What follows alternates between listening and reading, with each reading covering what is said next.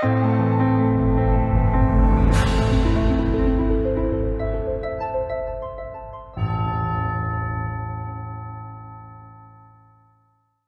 buenas noches.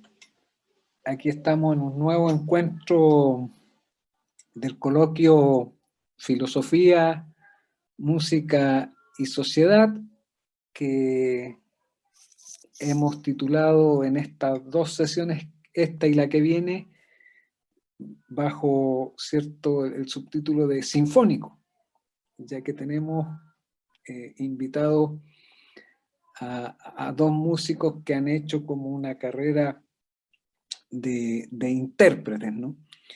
Hoy día especialmente saludando a la Universidad Católica Silva Enríquez, que es quien nos acoge por su cumpleaños 39, bueno, a la Fundación Casa de los 10, que siempre está apoyando esta actividad, y especialmente ahora también a la Fundación Centro Cultural de Lo Prado.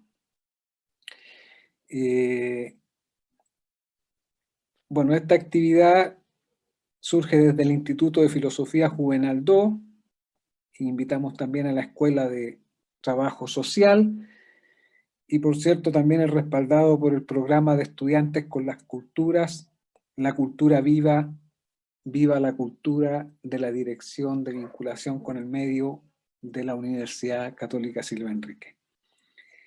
Nuestra invitada de hoy día es la pianista Cristina Rodríguez.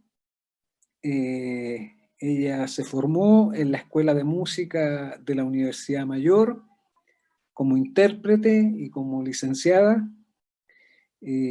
Ha tenido participación en distintos festivales en Argentina, Portugal, Suiza, y también ha continuado una carrera formativa y profesional fuera de Chile, actualmente en Inglaterra, en Reino Unido, ¿ya? Y también es creadora del proyecto Paisajes Sonoros, Festival de Piano en Valparaíso, y destaco un curioso disco que se llama Pianismo Latinoamericano, que en un momento más nos contará Cristina sobre este trabajo.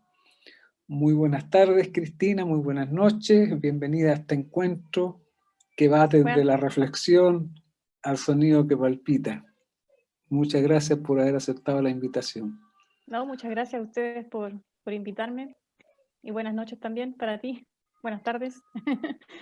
Gracias, Cristina. Y bueno, antes de comenzar la conversación, vamos a escuchar algo de la interpretación de Cristina en un audio musical. Patricio, ¿nos puedes ayudar?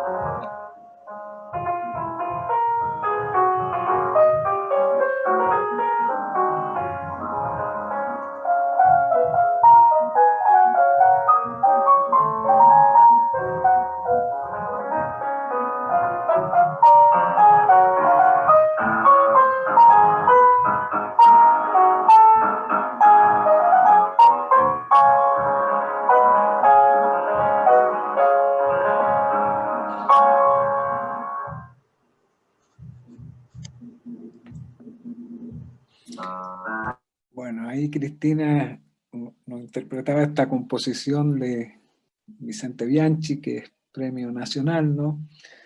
Yo había conversado antes con Cristina y le decía que de la obra de Vicente Bianchi yo conocía muy poco. Yo he trabajado más en la primera mitad del siglo XX en los compositores chilenos y sin embargo sí recordaba la misa a la chilena. Misa a la chilena. Uh-huh. ¿Esta es una de las piezas más tocadas o menos tocadas, Cristina, de Bianchi? La verdad que yo misma no la conocía. No creo que es de las más tocadas de sus arreglos. Yo creo que los arreglos para piano, quizá lo más famoso es lo que se conoce popularmente, no sé, la tonada Manuel Rodríguez. Hay una canción también muy famosa que se llama Amanecer. Esta particularmente no, pero bueno, como está inspirada en la cueca y tiene ritmo de cueca, es como bien reconocible, digamos, por el género, más que nada. Sí. No sé si lo vieron muy desfasado ustedes, yo mi internet no es muy bueno, así que se veía como desfasado. Ojalá que ustedes lo hayan visto mejor. No tanto, se apreciaba, se lograba apreciar. Sí, difícil mostrarlo por Zoom. Sí. Bien. Justo conversábamos también con Cristina de que de los compositores chilenos lamentablemente muy poco se ha tocado. Y una de las inquietudes precisamente de Cristina, no solo los compositores chilenos, sino que los compositores latinoamericanos, es difundir y tocar algunas de las composiciones que son menos conocidas, ¿no? Ya iremos conociendo más de eso, pero primero les quiero presentar como a una Cristina más cotidiana, una Cristina más que nos cuente algo desde su infancia, cómo ella o qué recuerda de su infancia en cuanto a la música cotidiana que se escuchaba en su casa o la música cotidiana que escuchó en su juventud, así como revolviendo discos más o menos. Ya, qué interesante la pregunta. Bueno, mis inicios musicales no fueron con el piano. Yo me acuerdo que en el colegio donde yo estaba, en Santiago, había un taller de música. Un profesor de música hacía un taller como de pequeños grupos, de ensamble, y yo tocaba ahí el típico instrumento, la flauta amarilla que todos tocamos en el colegio quizás. Honer. Honer, claro. Y ese fue el primer instrumento que yo aprendí. Y se me hizo bien, bien fácil en verdad y me gustaba también. Entonces quedé al tiro en el ensamble del colegio. Y pasé a ser primera flauta, imagínate. O sea, dentro de lo, o sea, que me escucha un flautista, yo creo que se muere, pero Te en ese, consagraste al tiro. claro. Y recuerdo que el primer tema que toqué en público y que aprendí fue el Luchín de Víctor Jara. Y que lo toqué en este ensamble. Y bueno, después ya seguí con eso y tenía mis amigas que tengo de esa época del colegio, me recuerdan porque ellas se acordaban de mí porque para una Navidad me regalaron un tecladito que era de este porte. Tenía, no sé, yo creo que máximo 20 notas, una cosa así, 20 teclas. Y tú le podías poner sonidos y demos y toda esa cosa, que era más un juguete y un instrumento. Pero yo me fasciné con él, entonces lo llevaba siempre a este taller de música y tocaba en él. Y yo creo que no era mucho lo que podía hacer, pero igual me manejaba con el asunto. Y ahí empezó un poco la obsesión con el piano. Aparte de eso, mi papá tenía una colección de Philips, de los cassettes en ese tiempo, y había una colección de Claudio Rauch. Y estaban los conciertos de Beethoven en esa colección, tocados por Claudio Rauch. Y ahí ya encontré, digamos, la fascinación absoluta con el piano. Me acuerdo que el concierto que más escuchaba era El Emperador. En esa época yo tendría 7 años, 8 años. Y me iba caminando al colegio todos los días, como 15, 20 minutos me demoraba, ida y vuelta a escuchar el mismo concierto. No sé por cuánto rato lo escuché. Yo creo que horas, me lo sabía de memoria. Y bueno, y así empezó. Después empecé a indagar más en esa colección, que era lo que había en la casa. Y mi abuela también influyó bastante en eso porque ella era amante de la ópera. Entonces, cuando yo la visitaba siempre en los veranos, la historia antes de dormir no era una historia antes de dormir, era un argumento de una ópera. Y a ella le gustaban mucho las óperas de Wagner, entonces se sabía todos los argumentos y me los contaba todos. Y con eso yo me dormía. Ujú. Entonces, ahora curiosamente la ópera no era una cosa que me fascinó desde el principio, me gustó mucho más de grande. Pero en el fondo, bueno, siempre en su casa había música clásica y era, digamos, eso, a través de mi abuela y mi papá llegó toda esa influencia. Ujú. Así es que Yo, eso es lo que recuerdo. ahora que dijiste esto de la ópera, yo llegué como a Santiago en el año 99 y una de las cosas que me invitaron a descubrir en Santiago era ir a los ensayos al teatro municipal, al ensayo general. Y me llamaba la atención como esa cantidad de gente que hacía fila para entrar a este ensayo general. Ujú. Lo cuento porque es parte de un patrimonio que tenía la ciudad, no sé si aún lo tiene, pero en que uno iba y escuchaba esta presentación previa al gran espectáculo, ¿cierto?, que preparan ahí, operístico, y los músicos y los artistas lo disfrutaban mucho porque es un público bastante fiel que va a Sí, cada ensayo general. Yo no sé si tú sí, sí, lo también viviste lo eso. hice varias veces, sí. Ujú, Y creo que todavía es posible hacerlo. ujú. Bueno, Y alguna vez conversando con un señor ahí en la fila, le decía yo de cómo había llegado al gusto por la ópera. Y parece ser que la ópera tenía un sustrato muy popular, por decirlo de algún modo. mm, En Santiago, sí, dado es lo que del también teatro. yo siento que se relaciona mucho al buen gusto, siempre se ha relacionado como una cosa de tener clase, ¿no? El gusto por la ópera. Una cosa social extraña, un fenómeno que se generó ahí con eso. Y si te fijas, claro, si ves a la gente que va a la ópera y la gente que va a un concierto normal, o sea, ya visualmente es muy diferente el público que encuentras. Ujú, En general aquí la gente, bueno, y en Europa también he visto que la gente no sé, se adorna realmente para ir a la ópera, o sea, es todo un evento aristocrático social. Bueno, no digo que solamente la gente de clase alta lo haga, pero era algo que se veía muy fuerte.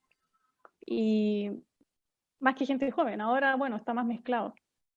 Pero no es el sí, mismo tipo de paisaje que uno ve cuando va a un concierto, no sé, de piano o de orquesta sinfónico. Es sí. completamente distinto. Y lo otro que me llama la atención es este recuerdo que haces de Arrau. Yo en Mm. algún momento me puse melómano y empecé a buscar, cuando estuve en Buenos Aires, empecé a buscar discos viejos y siempre me aparecía alguna versión de Arrau. Y conociendo a pianistas argentinos, le tenían un reconocimiento tremendo a Arrau que yo no lo había dimensionado Sí. acá en Chile. ¿Nos puedes contar un poco más de este fenómeno que era Es Claudio que, Arrau? bueno, Claudio Rauas está considerado como mejor pianista del siglo XX y a pesar que él no se educó en Chile, porque se fue muy pronto, es una especie de patrimonio cultural en Chile.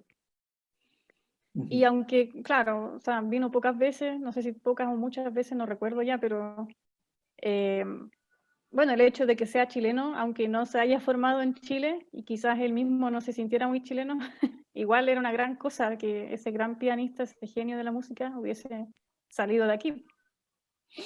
ujú, Entonces, bueno, eso hay para los músicos, a los pianistas es como una referencia, por supuesto, siempre. Y también están los libros que se escribieron sobre él, entrevistas que son geniales, que yo creo que casi todos los pianistas lo han leído. Entrevistas con Arrau, ese libro, no me puedo acordar del periodista que lo escribió. Eh, un periodista alemán, me parece. Y es no te fenomenal puedo porque ayudar. habla de su vida, de su formación con Martin Krauss, que era discípulo de Franz Liszt, ¿no? Este gran compositor pianista del periodo romántico de Europa. Ujú, Y, y después, bueno, ya empiezan preguntas más personales y referentes a la interpretación y ciertas obras en específico. Entonces, es un libro muy educativo. ujú, Y no solamente para el pianista, sino para la gente que es melómana. También es muy interesante de leer. mm. Sí. hay estos hitos en el piano que han destacado en Sí, contextos no solo locales, ¿no? claro que Eh, sí. recordamos ahí a Alberto García Guerrero, que estuvo ligado justamente a la casa de los 10, que fue eh, maestro de este gran intérprete canadiense que es Glenn Gould. Ujú. Pero volviendo a tu biografía, Cristina, después de la infancia creciste, viene una juventud en que, cuando decides como ese momento en que voy a dedicarme al piano, así como a hacer estudios formales, o Claro. empezaron de muy niña, muy joven, ¿en qué momento? No empezaron de tan niña porque, bueno, en esa época, es que yo veo ahora la gente,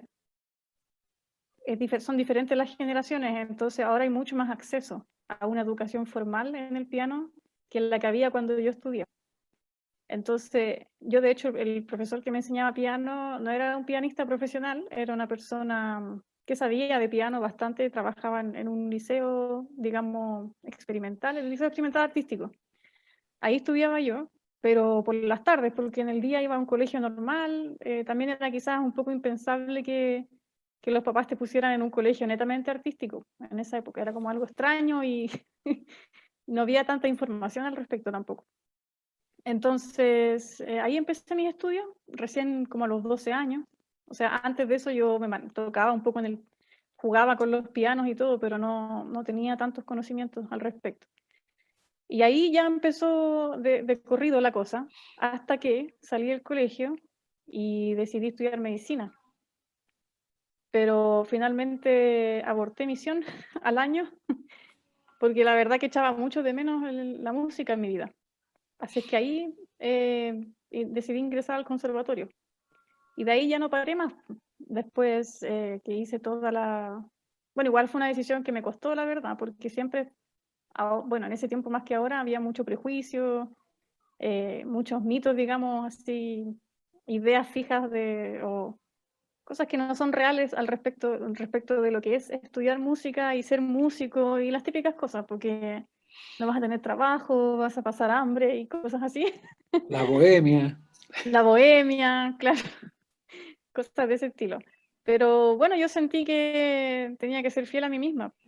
Y tuve una profesora particular, me acuerdo en ese tiempo, cuando estaba todavía en la universidad, en la otra carrera, y me dijo, eh, porque yo le dije, bueno, me voy a salir y quizás estudie algo relacionado con el arte, pero no me atrevía 100% a hacerlo. Y ahí ella, me acuerdo con el director de mi colegio en ese tiempo, me dieron como un empujoncito para que en el fondo yo tomara la decisión y prosiguiera lo que yo quería hacer.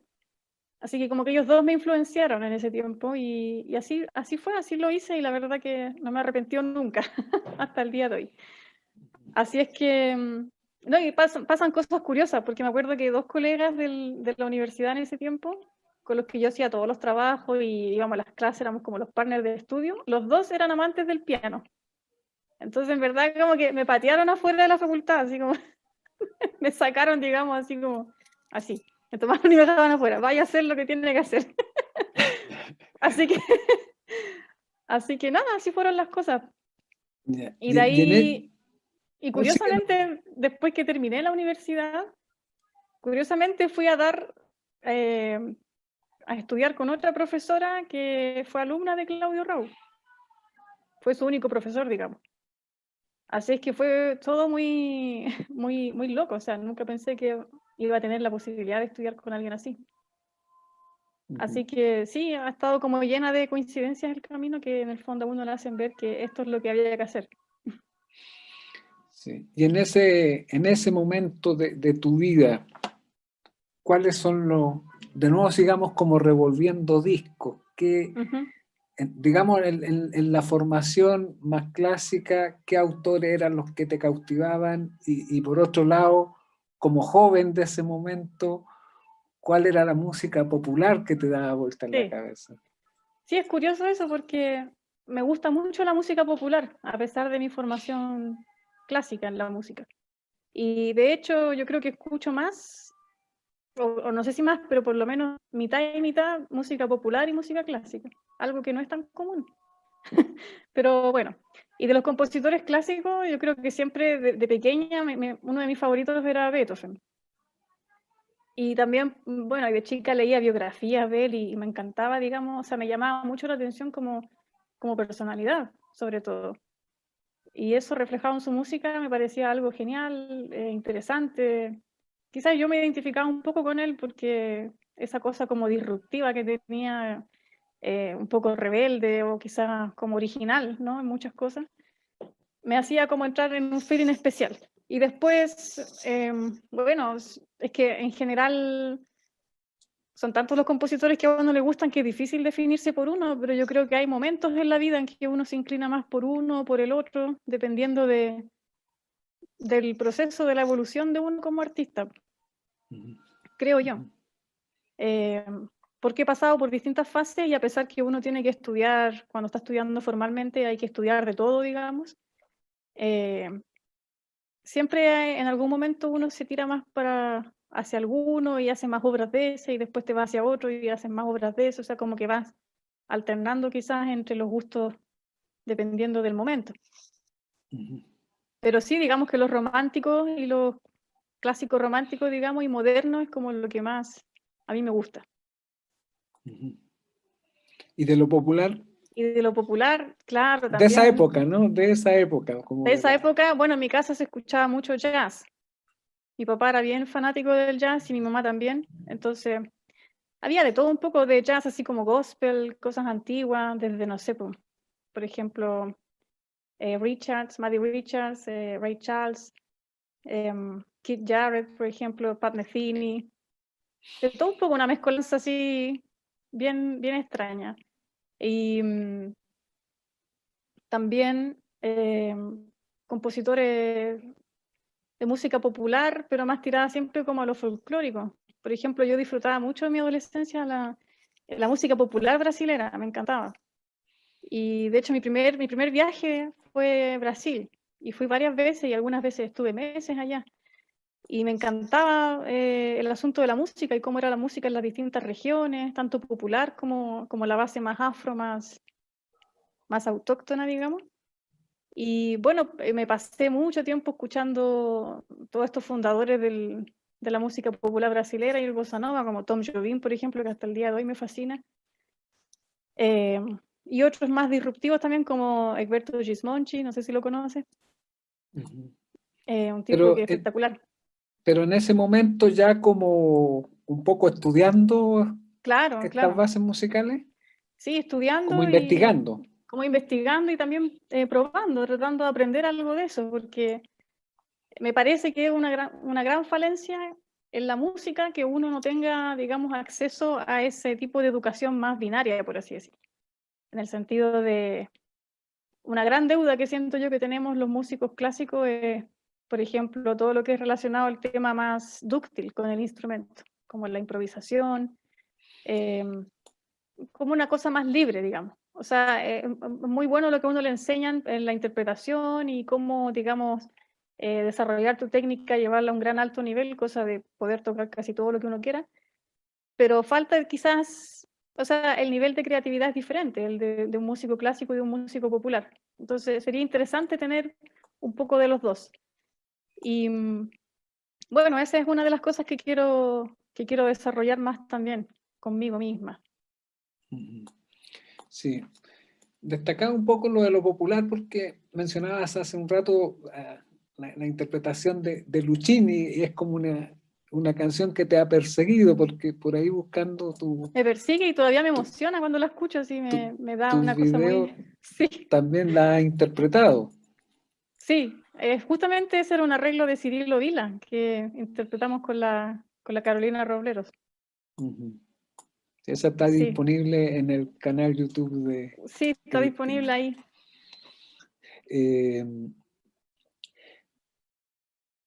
ya avanzando, digamos, ya te formaste y, digamos la vida o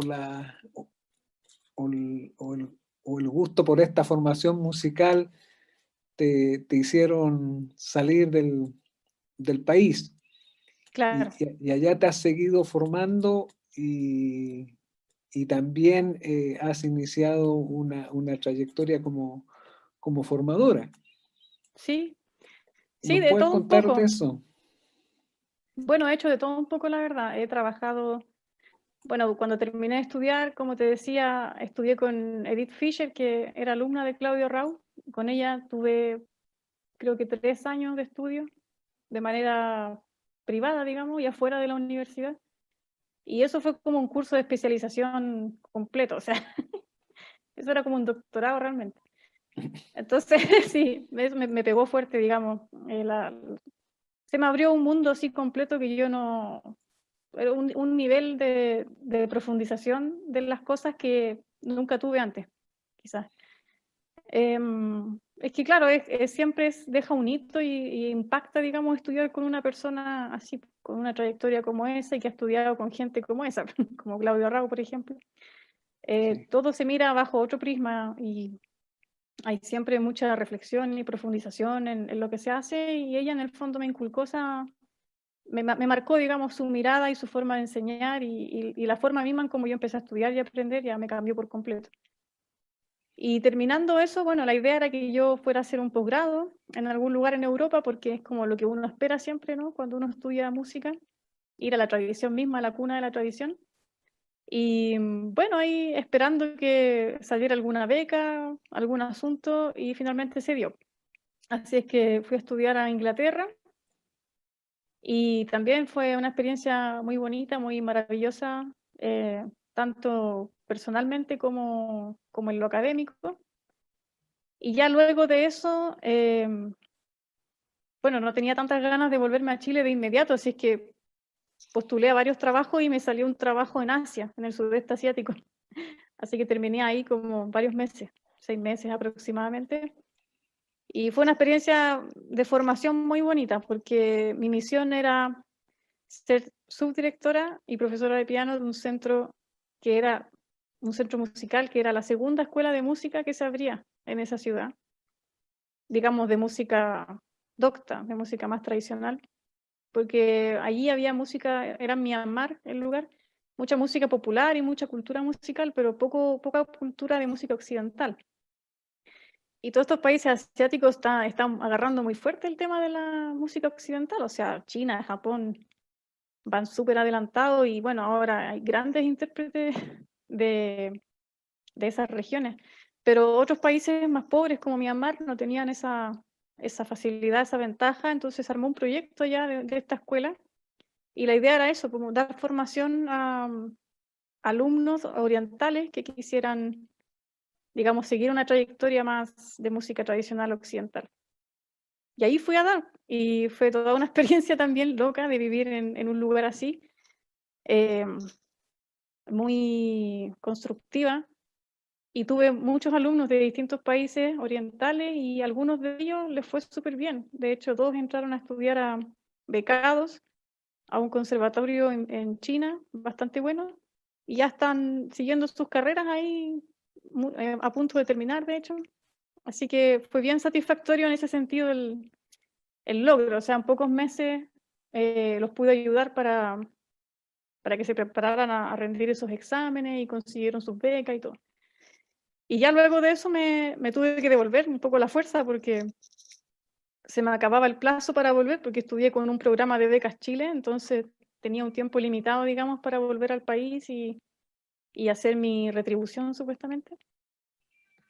Así es que ahí volví, pero estuve poco tiempo y me volví a ir a Inglaterra porque me empezaron a salir más cosas allá, digamos, que acá, en términos laborales. Así es que sí, allá estoy, claro que me fui igual en mal momento porque cayó la pandemia justo, entonces más bien ha sido una experiencia online que presencial. Pero bien, igual, bien. Y en este periplo hacia Oriente o hacia Ujú. la cuna, tú ya llevas como un universo musical, una cosmología musical. Se Ojalá. te abre a otras sonoridades esa experiencia ha Em, reconocido nuevas influencias o tendencias que la te verdad, interesen musicalmente? no tanto. Yo creo que me habría faltado más estar más inmersa en un círculo musical más folclórico quizás allá. Lo que pasa es que todo el mundo se maravillaba tanto con la gente que venía de fuera de Myanmar, sobre todo occidentales, que en el fondo ellos querían aprender de todo lo que uno sabe y de todo lo que uno ha tenido por tradición, por cultura, toda la vida. Y ellos eran más bien recatados o tímidos al momento de mostrar lo que ellos hacían. Entonces, la verdad que eso fue algo que todavía resiento un poco, que no tuve tanto acceso a eso. Ahora, desde otros puntos de vista, como experiencia de vida, sí, ahí tuve otro tipo de experiencia, digamos, o sea, ya el hecho de ver un país con una cultura religiosa diferente, eh, te cambia igual la mentalidad. O sea, digamos, como en un sentido más espiritual, sí se me armó como otro tipo de cosmología. Pero no sé si tanto a nivel artístico, porque también el nivel artístico ya era bastante pobre, bastante incipiente. Entonces, de hecho, fue más, yo creo, lo que yo hice ahí, lo que yo aporté a ellos, que lo que ellos también me permitieron ver, si me explico. Sí, y bueno, al músico le toca investigar y estudiar como en cualquier disciplina de estudio, ¿no? No es solo la interpretación. Y Sí, en la presentación yo mencionaba tu disco, el pianismo latinoamericano. ujú, Eh, Generalmente el que estudia formalmente música conoce más la tradición occidental, del centro de Europa, ¿no? Los clásicos, sí. y escasamente conoce a nuestros compositores. ¿Cómo fue ese momento de descubrimiento para ti? Em, o sea, más bien lo que me sorprendió a mí misma fue sentir deseos de grabar algo así, como primer álbum. Porque en general yo creo que quizás el común de la gente quiere grabar lo que todo el mundo graba. No digo que estas obras no se han grabado antes, por supuesto que sí, porque estos compositores no son tampoco desconocidos, para nada, son bien famosos y bien tocados y hay muchas grabaciones de ellos, pero aquí mismo, en Chile, yo me puse a buscar y no Cuéntanos habían quiénes son los grabaciones que de más eso. has trabajado.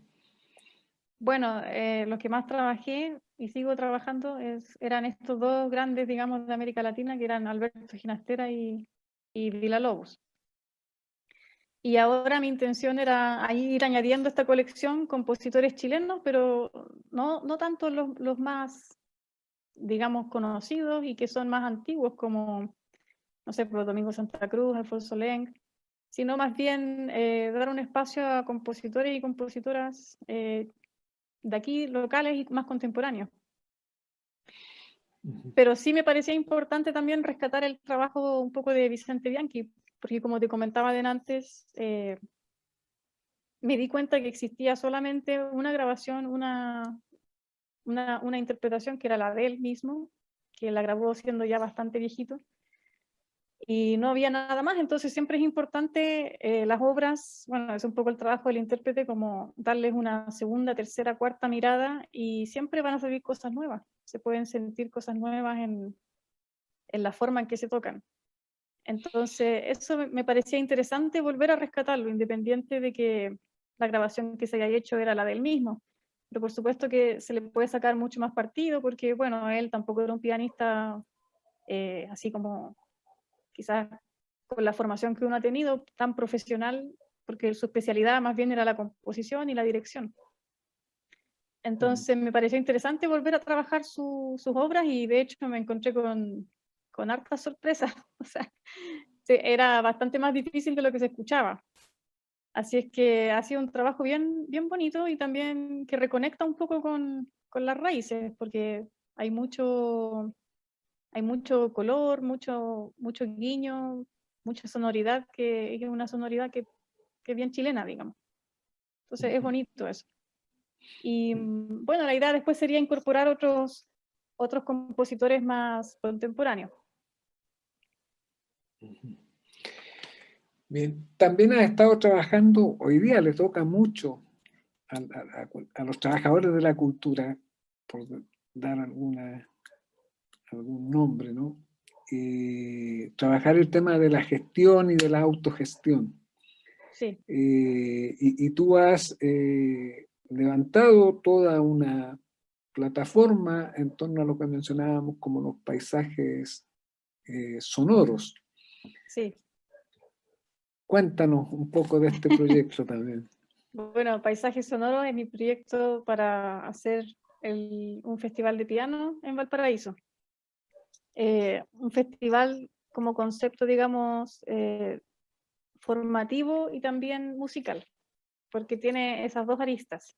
Ambas se mezclan en un evento que es de una semana de duración y que va a constar, digamos, de clases magistrales abiertas a estudiantes de piano que se registren al evento, abiertas, digamos, para ellos mismos y para todo público, y también una cartelera de conciertos de toda la semana con distintos pianistas nacionales que en el fondo van a escoger distintos repertorios de música europea, música local, chilena, digamos, de compositores más modernos, más contemporáneos quizás, y todo eso mezclado en un ambiente de aprendizaje, de también conexión, de generar redes con otras generaciones más jóvenes, y con colegas también que se quieran sumar a la iniciativa, que quieran participar de las clases.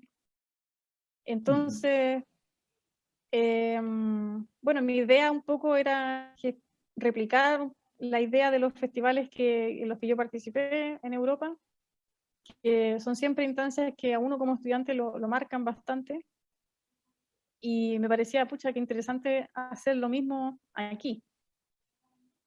Y bueno, elegí Valparaíso porque me parece que es una ciudad súper interesante y que tiene muchos talentos también alrededor, y me pareció súper bonita la idea de generar un espacio ahí, que es una ciudad que en general inspira harto y llama mucho la atención de la gente, como para hacer un encuentro de ese tipo en un lugar así tan bonito, con tanta historia.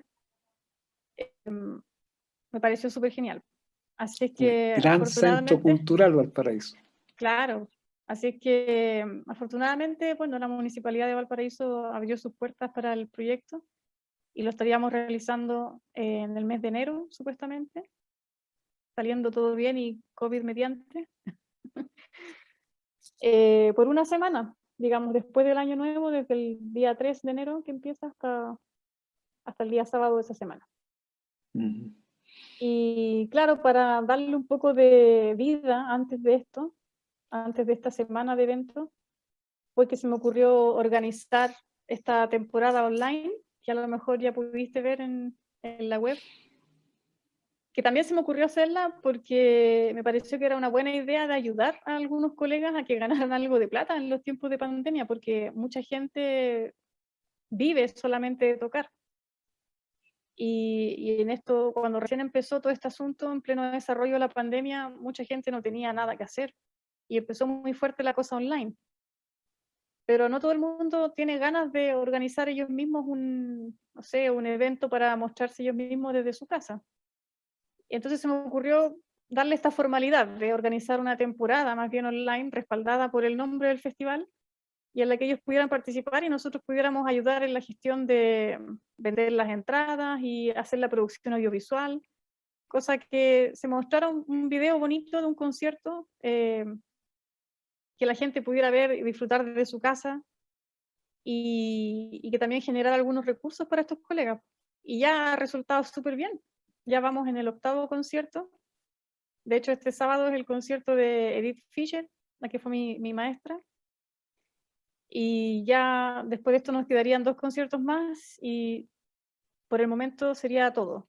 Y ya después sería el evento real, digamos, del festival en enero. Vi hace poco también por ahí le hicieron una entrevista documental a Edith, estaba publicada Sí, en la web. Está muy activa Edith y sigue sí, muy activa. contribuyendo a la Sí, música.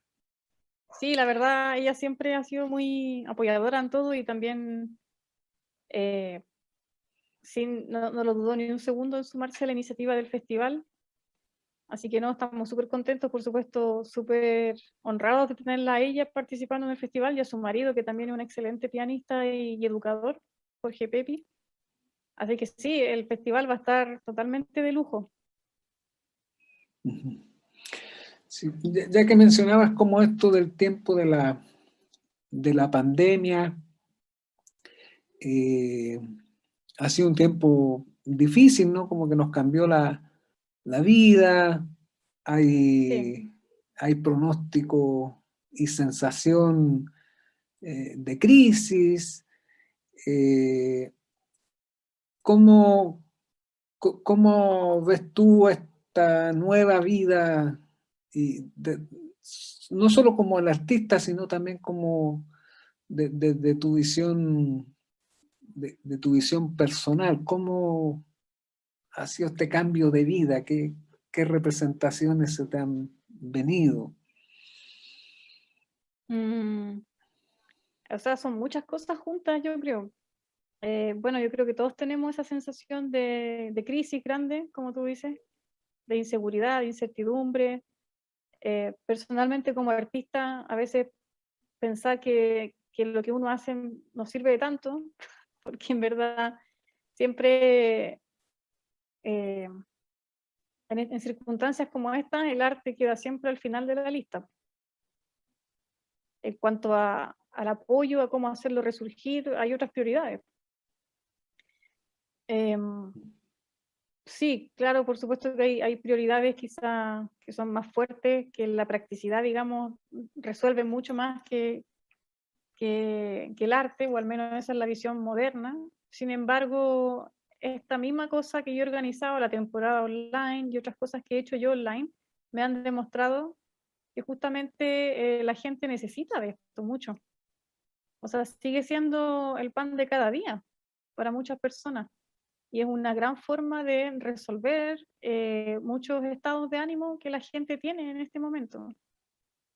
Entonces, encuentro siempre una lástima que a nivel quizás más político no se considere como algo que es dentro de todo primordial, porque en el fondo es un bálsamo, ¿no? Ujú.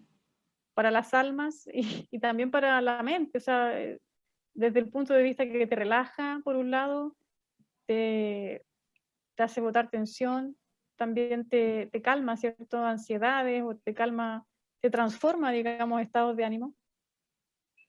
Pero aún así, también es duro ver que no se considere tan así, digamos, y no se le preste la importancia o la ayuda a los artistas que la han necesitado, o al gremio en general, ¿no? Entonces, Mm.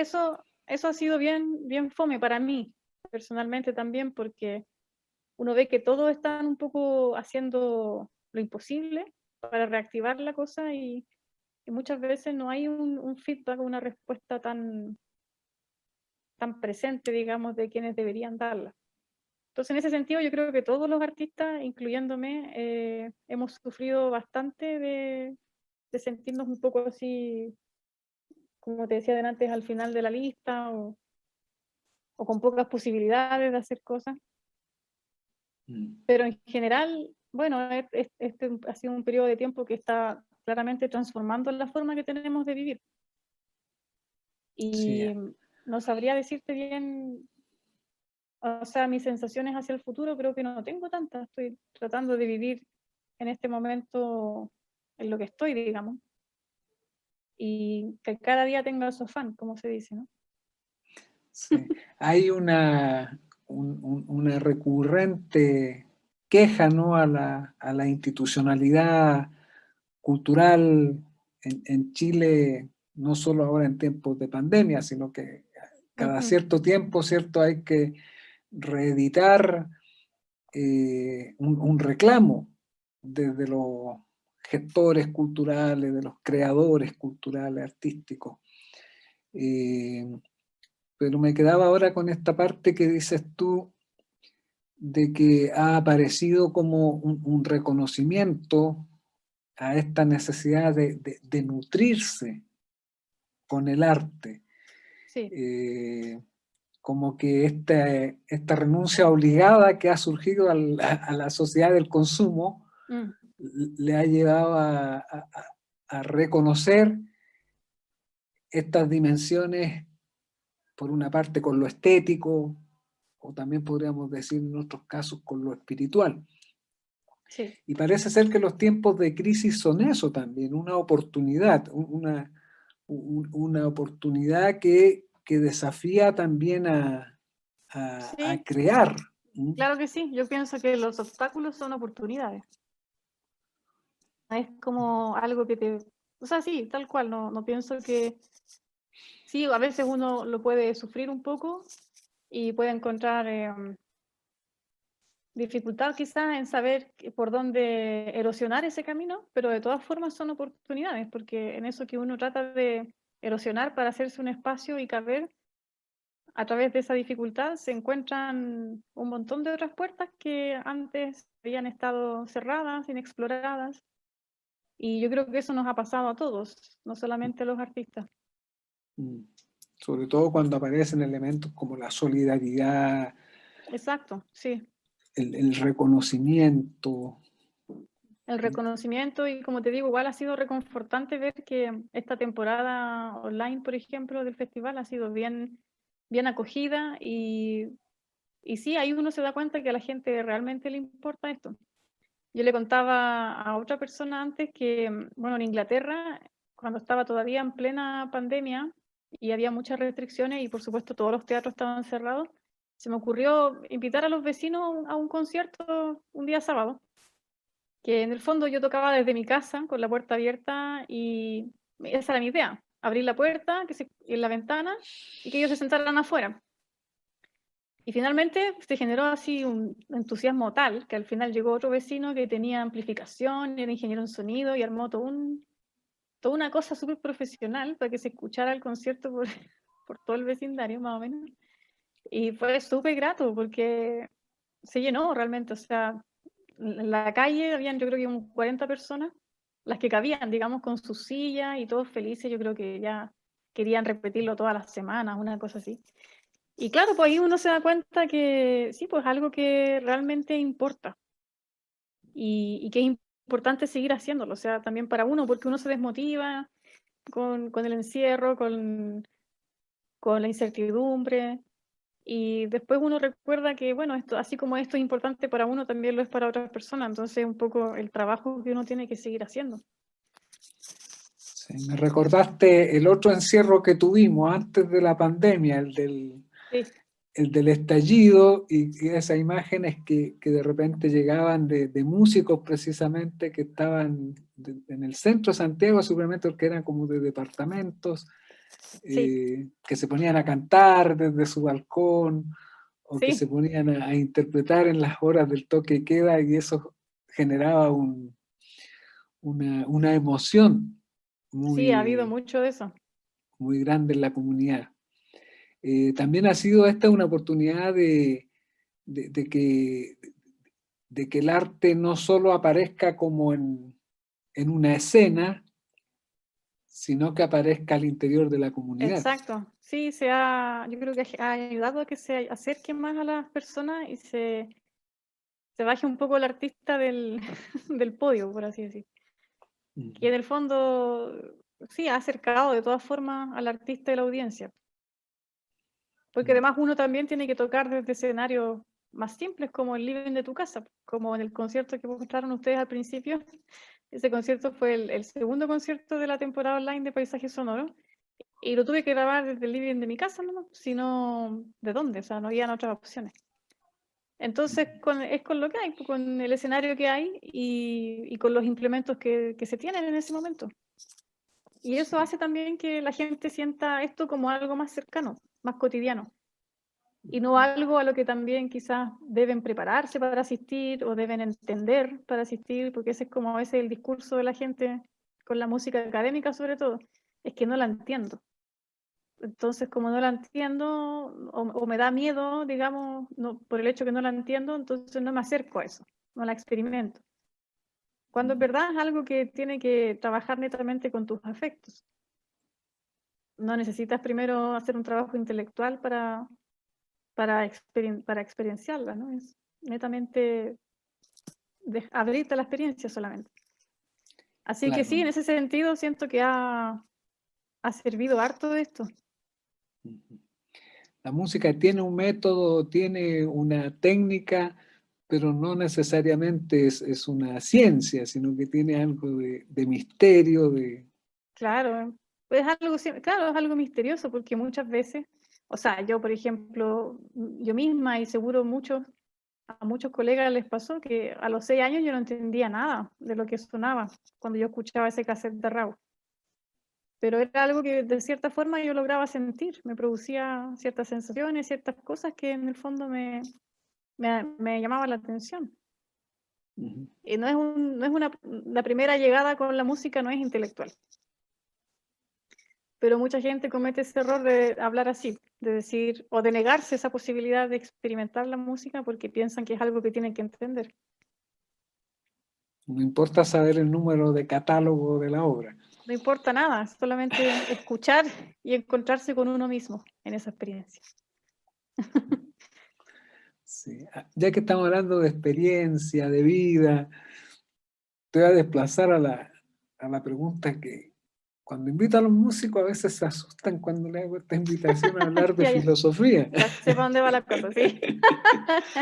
¿Ya? Pero en nuestros procesos formales, en este caso un músico asume una educación formal y uno también tiene la educación secundaria, ¿no? Donde tiene este encuentro con la Sí,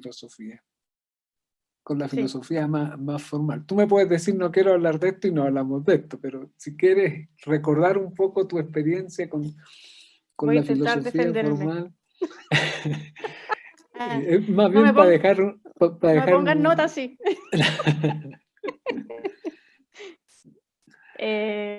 La pregunta, bueno, mi experiencia con la filosofía formal. Mm, Pucha, me habría gustado que fuera mayor, la verdad, más amplia. No sé cómo serán otros lugares del mundo. Yo alcancé a estudiar filosofía en el colegio 2 años, creo. Y el profesor que tenía era bastante bueno. Me recuerdo, era bien interesante. Y bueno, leímos las típicas cosas que se leen de filosofía helénica, ¿no? Y también después leí El Ser y Tiempo, ese me lo leí completo, de Heidegger. Fue difícil, pero lo logré. Y de hecho, no, me lo tuvo que explicar el profesor. Varias veces me acuerdo que me pasé varias tardes con él, pero porque tenía el interés yo también de realmente entender lo que estaba leyendo. Sobre ese libro no te puedo poner nota bajo ningún respecto, así que Ya, tranquila. sí. ¿Y qué más leí? Bueno, las meditaciones metafísicas, por ejemplo. Pero eso yo creo que es más lógica, ¿no? ¿Qué otra cosa tú me dirás? Las investigaciones metafísicas, ¿Sí? las investigaciones Meditaciones metafísicas se llama, de parece. Descartes, Sí, de él. de Descartes. Ujú. Y bueno, y después las cosas que te decía yo típicas de los griegos. Y como te digo, me habría gustado poder estudiar más con más guía, digamos, porque la filosofía no es algo simple de abordar, ¿no? Como algo que uno vaya a estudiar por sí solo. Y, y bueno, lo que te comentaba ahora que estaba leyendo a este filósofo surcoreano, Que yo no lo he que, leído. que tú no lo has leído, ¿viste? Ahora me puedo lucir. Ah, no. No sé ni cómo se pronuncia su nombre. Jung-Chul Han, supongamos que se dice así. Pero lo encuentro Pero es muy bien interesante. conocido socialmente. Sí, bien conocido. No sé si será más sociólogo que filósofo, no sé. Ahí tú tendrías que leer los libros de él y decirme tu opinión al respecto. Pero me parece muy interesante porque aborda temas de la actualidad y de los que somos muchos presos ahora y que todos más o menos tenemos nociones de, pero no sabemos bien cómo explicar quizás. Fenómenos sociales, ¿no? Como por ejemplo el uso de las redes sociales. Y este libro, que es como un libro de ensayos, de capítulos chiquititos, que hablan justamente de este tipo de situaciones, se llama El Enjambre, el libro. Y habla de esto, pues, de las cosas que se producen, cómo las relaciones sociales han cambiado debido al uso, digamos, y al uso y no sé si mal uso también al buen uso y al mal uso de las redes sociales y todo lo que tiene que ver con la tecnología y la digitalización de las cosas. Es bien interesante y yo creo que debiera ser una lectura obligada para todos, incluso los escolares, sobre todo de estas generaciones nuevas que ahora no conciben la vida sin eso porque nacieron digitales y nacieron con internet. Entonces, para uno que yo nací como en la transición, digamos, es bien interesante recordar, digamos, cómo era la vida de uno antes de todo esto y cómo es ahora. Entonces, en eso he reflexionado bastante estos días, porque me parece interesante entender, digamos, eh, ponerle lógica a esta forma de relacionarse que uno tiene y que uno a veces ve reacciones de las personas y no entiende bien por qué. Es interesante ver cómo esto ha condicionado el comportamiento de las personas. Bueno, eso es algo que yo Sí. me cuestiono a menudo, porque yo, si bien uso las redes sociales, no me considero una persona de red social, o me carga esta cuestión de los influencers, por ejemplo, y me carga sobre todo por el daño que yo siento que hacen al trato con el otro. El hecho de que la gente ya no se quiera juntar, por ejemplo, mucho, porque en el fondo te lo digo todo por el Instagram o por el mensaje, por el chat es nefasto, digamos, para muchas cosas. O ciertas cosas que la gente asume hoy en día porque son así nomás, pues ya no piensan que son incorrectas de cierta forma. Como, como algo que hablaba este filósofo, por ejemplo, de las olas de indignación que se producen. Cuando vemos gente que se indigna, digamos, en las redes sociales y reclama de cosas que le parecen mal, sobre temas que se leen, noticias que salen, qué sé yo, y en el fondo no comunican realmente nada bien o no defienden ninguna causa porque no son parte realmente de una comunidad, o sea, es una expresión individual total, individualista y que no tiene, digamos, mayor impacto, se evapora rápidamente. Y es como triste pensar que esa es la forma en que tenemos que vivir ahora, o de esa forma se educa emocionalmente la gente hoy en día. Bueno, eso es algo que he venido pensando estos días, pero no lo he elaborado tanto aún porque sigo digiriendo, digamos, Sí, todo lo que he leído. pero es interesante porque yo te decía, una de las preguntas podría ser hablar de la filosofía formal, pero uno podría excluir esa pregunta para hablar de filosofía y hablar más bien de lo que a uno le pasa desde Sí, como de su situarse existencialmente. Y sí, un poco, digamos, este autor oriental te ha llevado a esa pregunta, ¿no? Ah, sí, claro, y sobre todo en esta época que está como sobre digitalizada desde que empezó la pandemia. Entonces, interesante, claro, cuestionarse eso y también, porque en el fondo te pone de cierta manera un filtro para que uno tenga esa precaución de hasta dónde se puede ir con esto, o sea, encontrar un límite sano en el que la cosa no pase más que de ser funcional a un estilo de vida realmente, porque eso sería, yo creo, algo más tremendo. ujú. Y una pregunta que no te la había anticipado, pero Ujú. ahora viendo que eres lectora y que, bueno, la música esconde como este sentimiento estético, esta emoción, eh, muchas veces esto aparece relacionado también como con lo poético. ¿Tiene alguna relación con la poesía que te llame la atención algún poeta, escritor que te recuerde sonoridades o visiones de vida como las que has repasado hoy día? Sí, me encanta la poesía y yo creo que, pero quizás soy muy hispana, muy iberoamericana para mi lectura, porque siempre me ha gustado mucho la poesía latinoamericana y española, entonces lo que más he leído siempre. También me gusta mucho, por ejemplo, Fernando Pessoa, el portugués,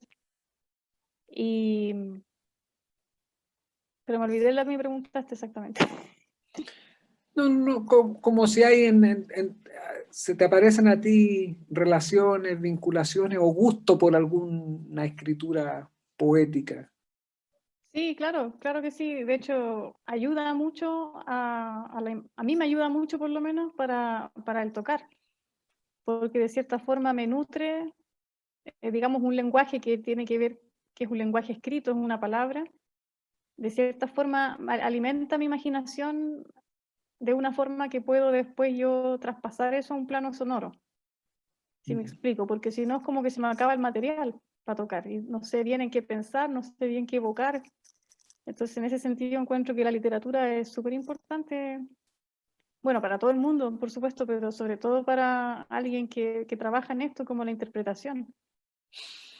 Hay Porque también de la música que es escrita, que es un lenguaje escrito, hay que pasarlo a un plano sonoro. Entonces hay que hacer una conversión ahí, que es difícil hacer si no se tiene una fuente, digamos, que pueda de alguna forma conectar ambos mundos.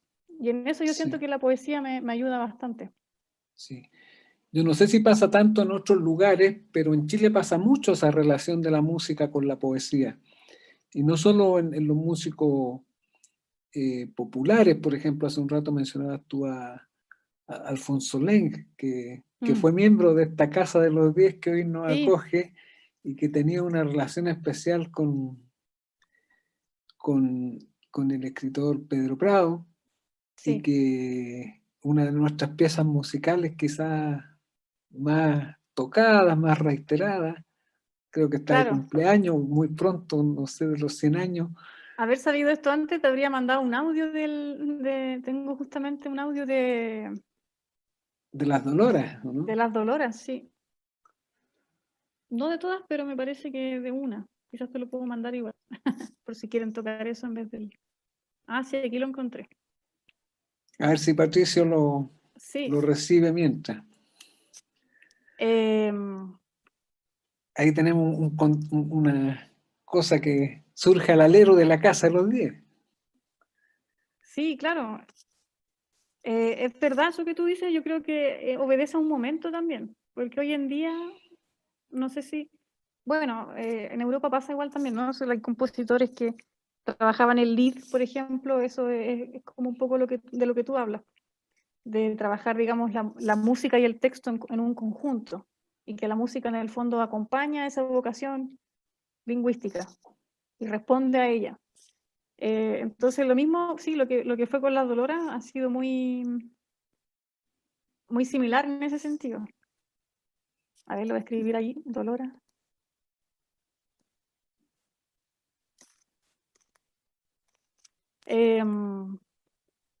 Sí, Llegó al chat del Zoom, mm, Patricio, por si acaso. me parece súper interesante eso y es algo que yo trato también de decirle a mis estudiantes porque los niños, o sea, los niños jóvenes de hoy no leen tanto, no leen casi nada.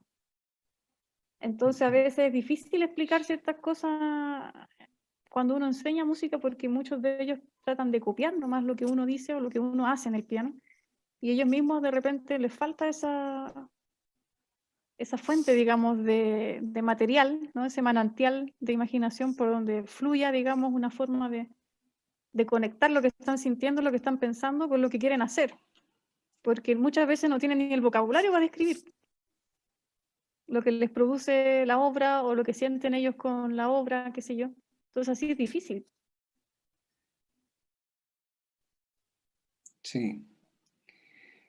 Mientras, no sé si Patricio logra mientras rescatar lo que mandó ahora. Aquí la Esto, tengo. Denme unos segundos si para quieres poder... doy los saludos mientras, Ya, por favor. ya, bueno, un amigo que quiero que conozca, Cristina, que es Han Ujú. Schuster, dice gran trabajo de Cristina Rodríguez, Sole Fredes, hola, qué lindo toca, Gracias. Karen Cravero, aplausos, Mauricio Gajardo, saludos Cristina, hermosa interpretación, Giselle García Harles, ese inicio con la flauta es en todo Latinoamérica. Jeje, qué bonito Sí, recuerdo. sí. Y Han Schuster, siempre muy entusiasmado con este lema de que la música nos une, a propósito del comentario de Latinoamérica, ¿no? Sí, bueno, esa era mi idea con este disco. Al margen de presentar una versión definitiva de las obras, por supuesto, porque eso nunca se acaba, siempre hay material para que otro venga y grabe lo mismo y saque más cosas de ello. Pero mi idea era con la colección que pretendo hacer de pianismo latinoamericano, los volúmenes, justamente sacar a relucir más lo bonito que se ha hecho, digamos, en cuanto a lo tradicional, doctor, desde estos parajes. Y mejor aún si se puede incluir compositores actuales. De hecho, ahí quiero mandar un saludo a, no sé si estará escuchándome, Rodrigo Herrera, un compositor, que también estudió en Inglaterra, chileno, y él amablemente me escribió una obra para el segundo disco. Así que, bueno, de paso agradecerle por su maravilloso trabajo y ojalá todo salga bien con los futuros volúmenes y así poder incluir más obras de más creadoras chilenos. A ver ahora, Patricio, vamos con las Doloras. Me dicen si no se escucha, por favor. Ya.